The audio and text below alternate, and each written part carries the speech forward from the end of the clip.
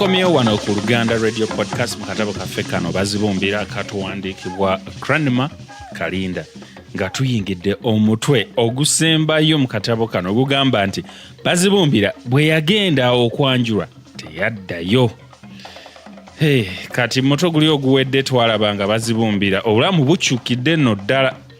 Ali ku kibuga akola akasente ke agudde ne ku mwana muwala Nakitto yadde Nakitto mizimu biki ne byonna byali bigenda mu maaso ku Nakitto balabikanga baali bantu bakwataganye bulungi nnyo nti munnange abantu abayiseko mu nnaku baba betegeera bulungi nnyo. Kati ate katulabe omuwandiisi engeri gyawunzikamu akatabo kano n'omutwe guno ogusooka tugwawuddemu ebitundu bibiri. Ekitundu ekisooka Bazibumbira bwe yagenda okwanjulwa teyaddayo. Katutandike.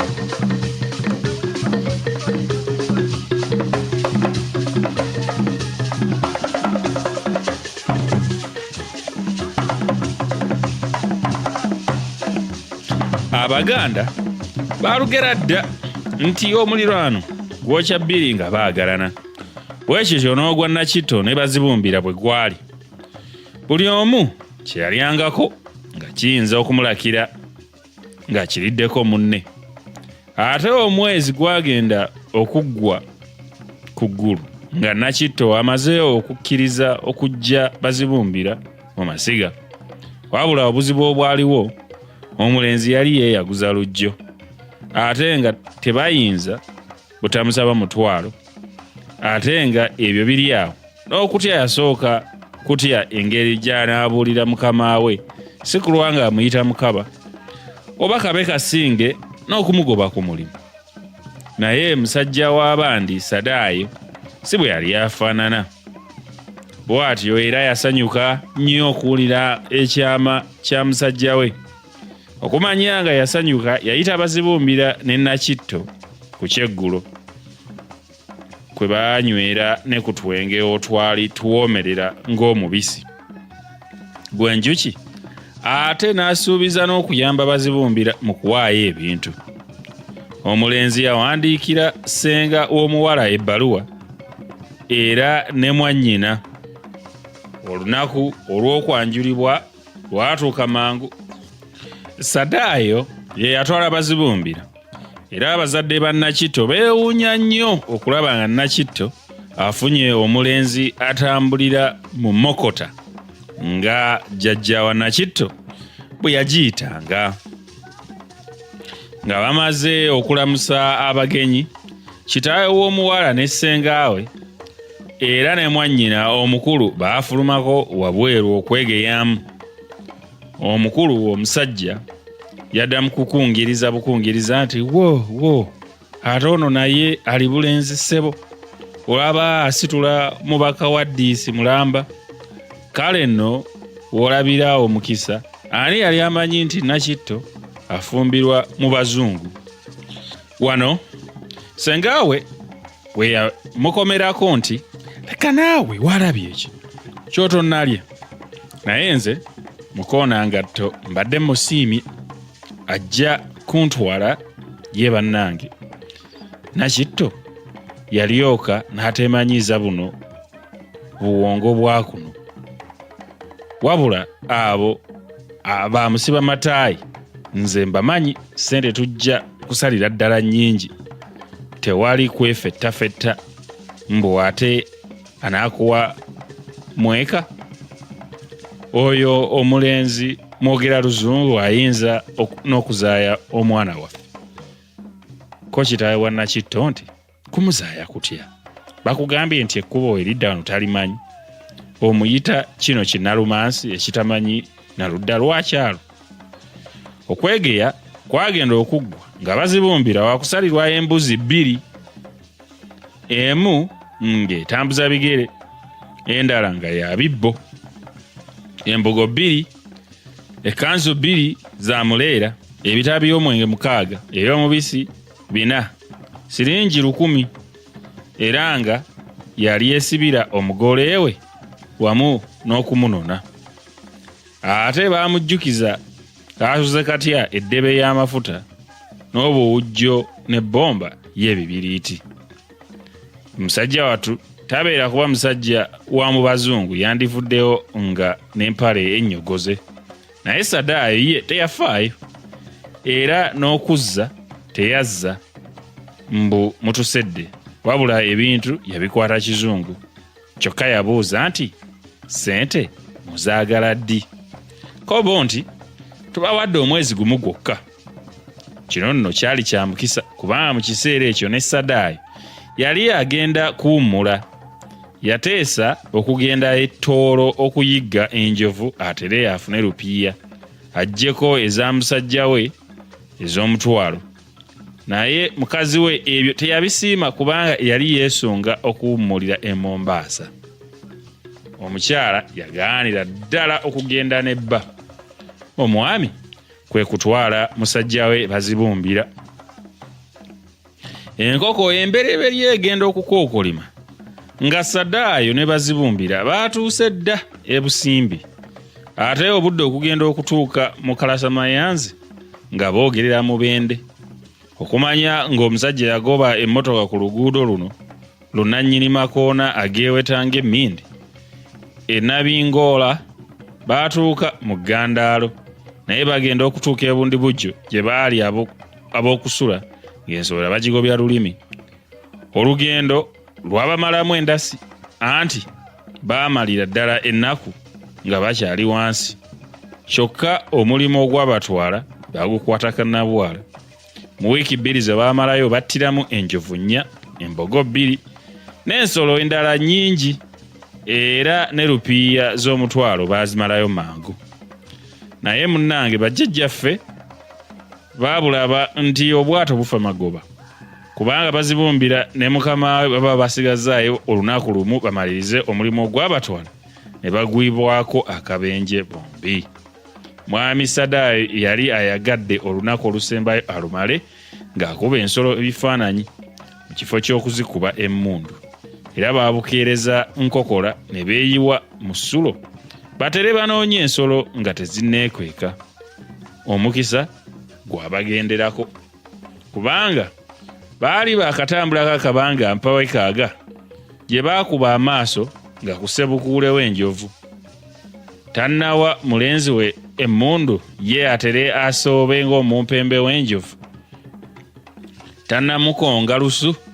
Bazibumbira guno gwe gwali omulundi gwe ogusoose okukwata ku mmundu ya mukama we.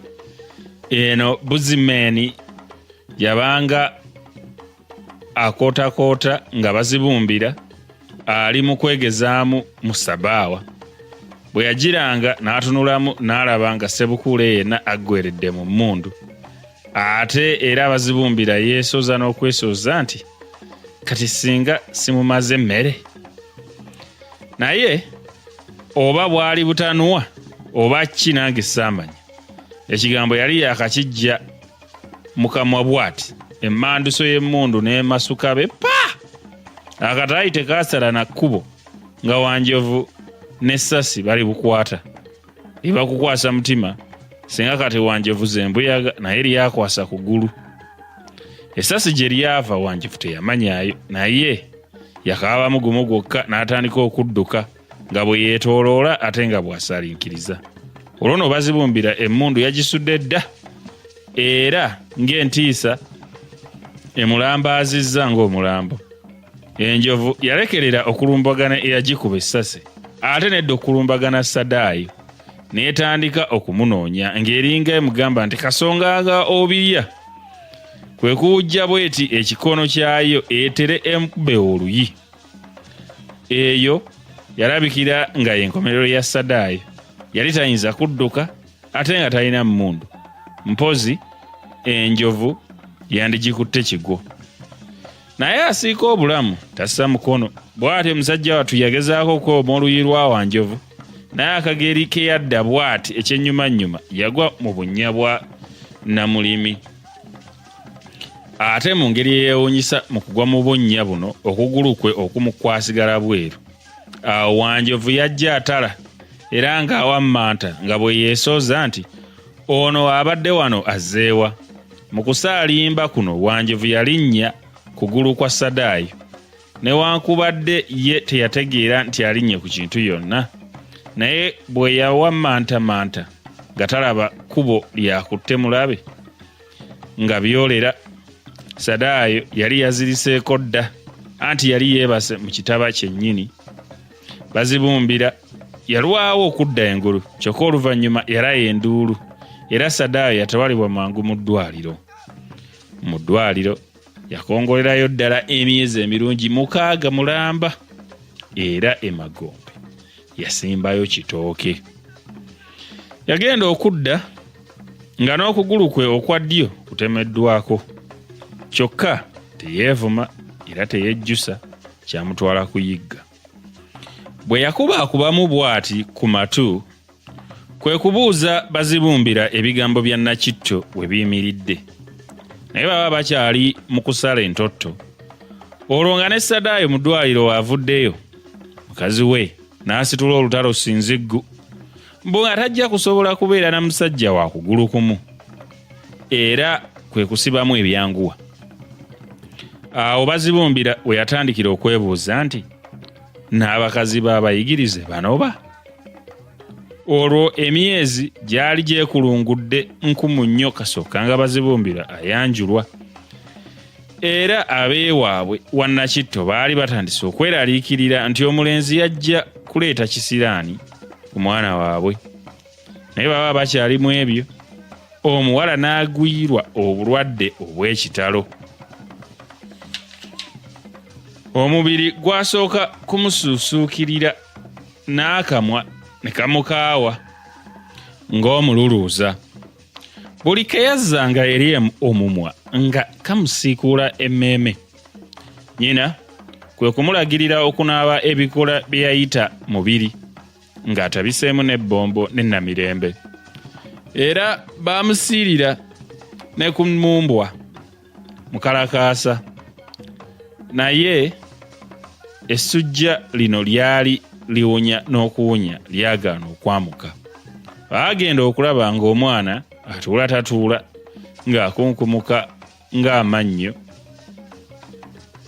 gasibagana okutuusa kitaawe omuto lwe yalabula banne nti guno teguube musujja gwa bulijjo gwandibanga omuzimu guttuse buto. Era bonna bassa kimu nga nkuyege nti muzimu. Ate mbu ezzimu lino lyali libateganyizza nnyo era bali leeterako dda ne ku musawo okulikwata. Olwategeera nti muzimu ng'omwana batandika kumunyookeza byoya bya nkoko n'ebibajjo by'omwoloola awamu n'obubaani. Bwe yattulukuka amaziga nga batandika okukuba emiromiyo nti, oba ggwe ssenga wa Nakitto bw'omutayogera tubuulire ekikukusunguwazza, oba ssabo tujja kuliddaabiriza naye leka kutta mwana wo. Omuzadde tanyiiga nga mugumba. Baakanda kwekejja nga buteerere.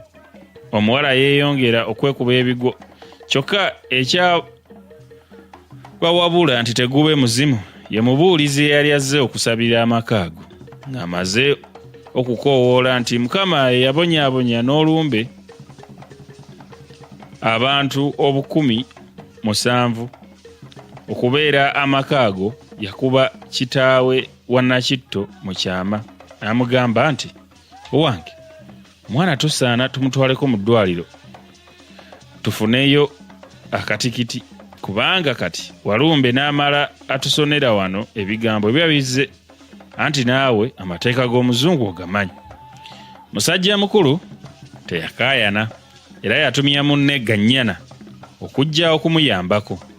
Naye musajja wattu kitaawe wa Nakitto kyamubuukako kubanga bwe baatuuka mu ddwaliro abasawo nga babagamba nti tewali kyeraliikiriza wabula omuwala yali asobye. Nkugambye kata musajja w'abandi yagwewo n'ekigo kubanga yali talowoozangako n'omulundi n'ogumu nti Nakitto ayinza okulaluka. Yamulinamu nnyo essuubi era n'okwenyumiriza okw'ensusso. Awo nno kyeyava yeerayirira okusiba omulenzi nannyini ttu eryo. Eky'ekitalo ettu lyali lya Bazibumbira. Musajja mukulu yeeyongera okwecwacwana nti nze obwo bubboyi nabulabirawo. era n'amalirira okussa Bazibumbira mu nvuba. Kyokka abantu bawolereza nnyo omulenzi, naddala abasajja abakulu ddala ab'envi n'ab'ebiwalaata, naye nga bafuuyira ndigamulere. Mpozi okwandibadde ng'okuddiramu, Bazibumbira baamusaba kantaayi wa siringi 3,000 era n'okumala amawemukirano ago. Ebintu bino baabiyisiza ddala mu mpisa y'ensi yennyini kubanga baatya nti oba oliawo kitaawe wa Nakitto anaafa. Embuzi omulenzi gye yaleeta yattibwa era n'efumbibwa bulungi. Ku lujjuliro kwatuulako abantu bana bokka: kitaawe wa Nakitto, nnyina Bazibumbira Kazaalabulwa ne Nakitto. Abalala baatuula bbali nga batandise okulya. Omukulu omusajja yakoleza Bazibumbira ekitole ky'emmere, ate ne Bazibumbira naye n'amukoleza, era ne nnyina Nakitto naye n'akoleza Nakitto, naye n'akoleza nnyina. Bwe baamala okulya ne baawukana, ne baabukaagana, abazadde ate n'omuwala n'omulenzi. Olwo nno Bazibumbira afuuka mwana awaka, naye yali afunya emimwa mbwawase oba atwale mukazi we. Omukulu omusajja kwe kumujjukiza nga bwe yali tannaba kumalayo ssente za mutwalo ziri 3,000 mbuzaali kantaanyi. Ekiseera ekyaddirira kyali kizibu nnyo kubanga Nakitto yalwala kumpi kufa era n'olubuto lwabuukamu nga lwa myezi 7. Ezziga ly'ekisajja liva wala, naye Bazibumbira yandikaabye nnyo. Kyokka Sadaayo yamugumya era n'amugamba nti tofaayo, Nakitto bw'anaasuuka nga mufumbirigano era Katonda agenda kubawa omwana omulala.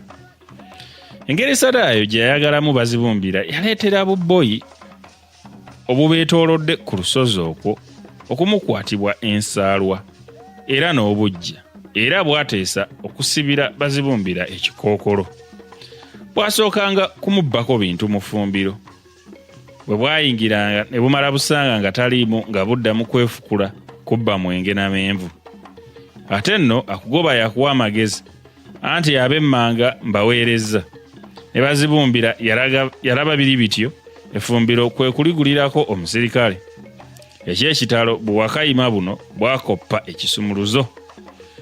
Mu bulenzi obwo Kalibbala ye yasinga okukyawa Bazibumbira kubanga yali amukwatirwa n'obujja olwa Nakitto.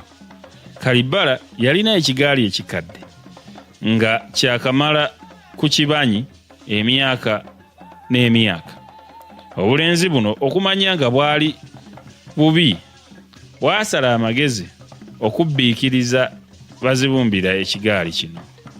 Ekifo eky'olunaku olwo baatwala ekigaali kino mu ffumbiro lye, ate Kalibbala n'agenda yeekubira enduulu ku mbuga. Awo buyinza kwe kujja okwaza ennyumba ya Sadaayo. Obunyonyi bwali bwakakaaba, naye nga Sadaayo ne mutabani we bakyali mu mattansejjere. Ow'omuluka era n'omusirikale ne Kalibbala ne bajja beesimba mu mulyango gw'enju ya Sadaayo. Embwa ye yabazuukusa abaali mu nju era Bazibumbira yayambalira ku mugongo ng'ansi okugenda ku luggi ng'alaba bamujunga. Emmeeme yamutyemuka betwa. Olwabandulawo oluggi, omwami kwe kubuuza nti mwana mukama we aliwa? Yali afunye emimwa mbu bwana akyebase. Omuserikale kwe kumuboggolera nti olowooza ffe tetwagala kuwebaka? Mwami ye kalenzi ggwe ng'oli kajuuzi. Bazibumbira kwe kubalaga enkoona atere yanonoye omwami. Yaleka bano bali mu kwegeyamu.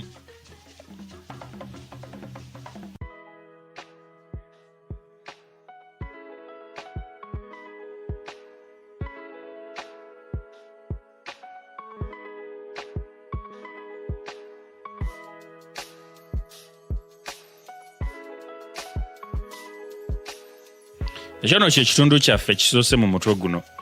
Naye kiki Bazibumbira kiki? Waliwo kwegamba omuntu wabeera awo nga ye ebizibu tebiggwayo ye kasajja kaffe kano kabazibumbira. Twayingidde mu mutwe guno nga tulowooza afunye Nakitto, ebintu bigenda kutambula bulungi, naye raba gye biggweredde. Omukyala bagenze ku lugendo, omukyala lwatakkiriza gendako, batuuseeyo bagenze mu kuyigga, Bazibumbira akubye essasi, musajja wattu avuddeyo kugulu bakutemyeko. Ebizibu ku bizibu avuddeeyo okubeera nga addayo ate waaba Nakitto alabe nga afuna Nakitto, asanga nga yakolayo amawemukirano. Batubulidde engeri amawemukirano ge bayiseemu, alinga nga amawemukirano ng'agavuddemu.